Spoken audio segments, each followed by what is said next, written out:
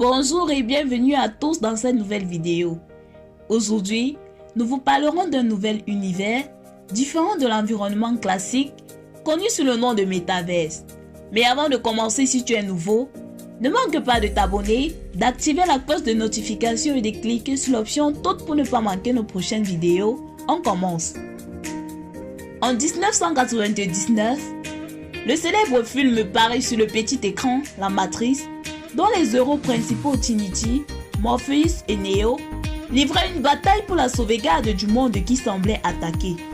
Sauf que cette bataille se déroule dans un environnement semblable au nôtre, mais à quelques exceptions près.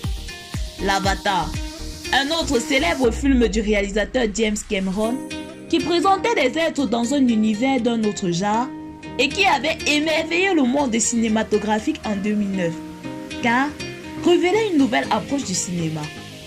Ces films et bien d'autres ont en commun un univers tant vanté et différent de l'environnement classique connu de tous, le métaverse. Qu'est-ce que le métaverse? Il s'agit d'un monde virtuel, fictif et connecté à Internet et permettant à un utilisateur de voyager dans des espaces virtuels et d'échanger avec d'autres utilisateurs. Nous pouvons considérer le métaverse non pas comme une technologie, mais plutôt comme un concept existant à travers diverses technologies. Gardez ces nuances à l'esprit pour comprendre le métaverse. Il est apparu pour la première fois en 1968 dans le roman Simulacron de Daniel Galouye. Le terme métaverse sera par la suite défini en 1973 dans le film Le Samouraï virtuel, paru en 1992 et créé par Neil Stephenson. Le terme métaverse n'a pris son sens que récemment grâce à l'avancée technologique de ces dernières années. Ainsi, l'environnement qui est proposé peut être une copie conforme de la vraie vie, mais aussi d'un monde totalement différent. Il est possible d'interagir dans ce monde avec d'autres utilisateurs, comme dans un jeu vidéo, et donc de jouer et de discuter avec eux.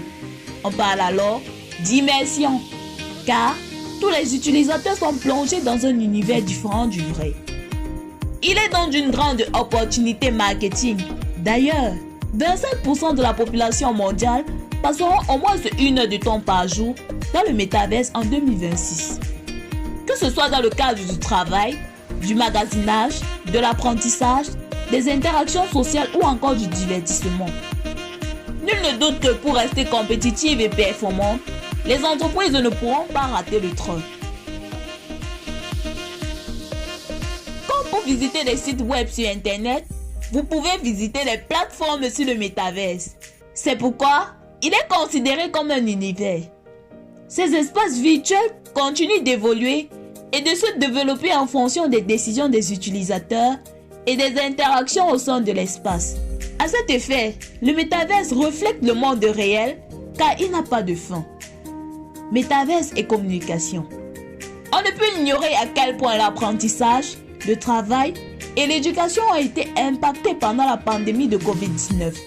C'est à ce moment-là que l'apprentissage en ligne, le télétravail, est devenu une solution pour maintenir ces entreprises en activité et les personnes employées.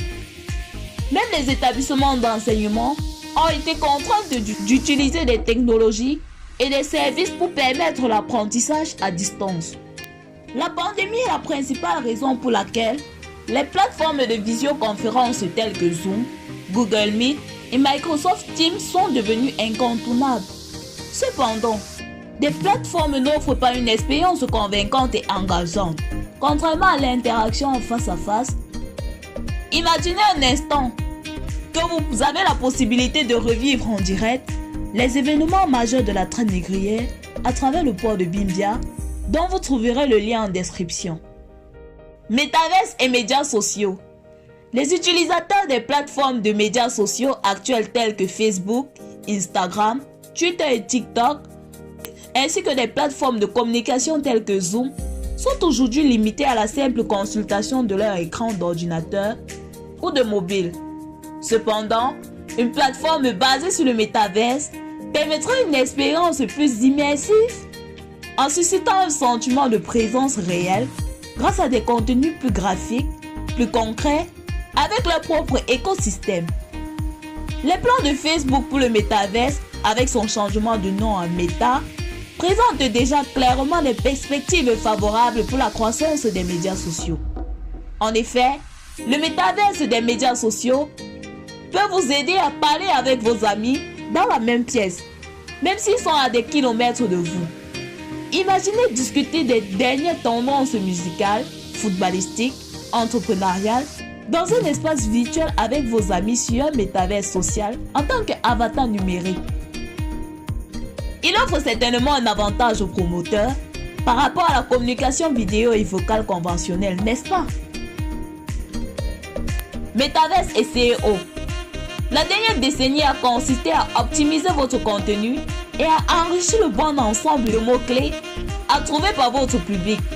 Les experts en marketing numérique se sont concentrés et continuent de construire des stratégies de référencement visant à être trouvés sur Google, YouTube ou encore d'autres moteurs de recherche.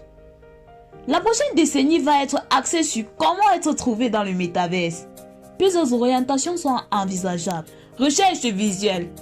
L'optimisation de la recherche pourra désormais définitivement s'orienter vers la recherche visuelle. Au fur et à mesure que Google améliore ses compétences de recherche visuelle pour le métaverse, il deviendra de plus en plus important dans les futures stratégies de référencement. SEO local et réalité augmentée. En utilisant les toutes dernières technologies AR/VR de Google, les magasins locaux, les restaurants et les petites entreprises peuvent offrir aux consommateurs une expérience 3D de leur fiche locale. Le manque de réglementation. Un certain nombre de lois existantes s'appliquent déjà au métaverse et donnent lieu à diverses considérations juridiques. À l'aide de la protection des données, il est inévitable que d'importantes questions de réglementation sur la vie privée soient mises à l'ordre du jour.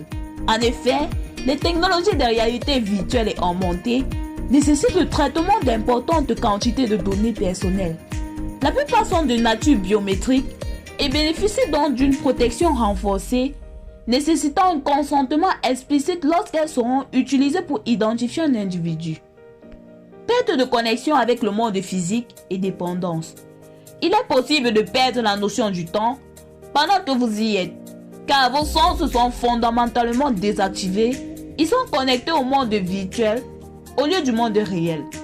Cette dépendance peut devenir un problème, car, outre vos besoins physiques essentiels comme manger et dormir, vous n'avez plus besoin de quitter votre configuration de réalité virtuelle. Dans une certaine mesure, nous rencontrons ce type de comportement aujourd'hui avec l'utilisation d'appareils mobiles en passant plus de 5 heures de temps par jour à regarder un écran. Cybercriminalité. La cybercriminalité est un problème grave sur Internet depuis qu'il existe. Les gouvernements ont passé des millions et des années pour le combattre, ce qui a contribué à renforcer les niveaux de sécurité de nos systèmes d'Internet actuels. Cependant, comme le métaverse est un nouveau concept, il ne bénéficie pas encore de ces niveaux de cybersécurité développés. Cela le rend vulnérable à toutes sortes d'activités illégales. Problème de connexion immatérielle. Le métaverse va nécessiter une connexion Internet rapide et fiable des technologies 5G. Il a peut-être fallu 30 ans à Internet pour arriver là où il en est aujourd'hui, mais le métaverse est sur le point de connaître une croissance rapide avec une technologie amorcée. Avec tous ces éléments connexes du métaverse, pensez-vous que nous vivions dans un monde réel ou alors nous sommes dans un monde virtuel? Laissez-nous en commentaire votre réponse et à très bientôt pour une nouvelle vidéo.